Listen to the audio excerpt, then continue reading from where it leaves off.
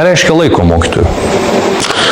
Tai reiškia savo laiko unikalusis, savo laiko gražiausias, savo laiko retenybė.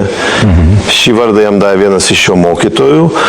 Tuo metu, manau, tai buvo 1890-aisiais, 92 ar 3 metais, jis gimė 1876, paminėkime ir tai. Taip, ir Nurso kaime. Gimė Bitliso provincijos, Hizano rajono Nurso kaime. Mokytis pradėjo kokio 8 ar 9 metų ir kiekvienoje medresėje, kur tik nuvykdavo, praleisdavo po kelias savaitės ar kelis mėnesius. Ilgiausiai vienoje medresėje jis mokėsi 3 mėnesius. Įdomu, kodėl jis niekur ilgiau neužsibūdavo? Apie tai aš ir norėjau papasakoti. Kadangi jame itin retais atvejais suderėjo aukščiausio lygio intelektas ir atmintis, jam ir buvo steigtas Bedijų Zamano vardas. Kad jis atmintinai išmoko 90 knygų.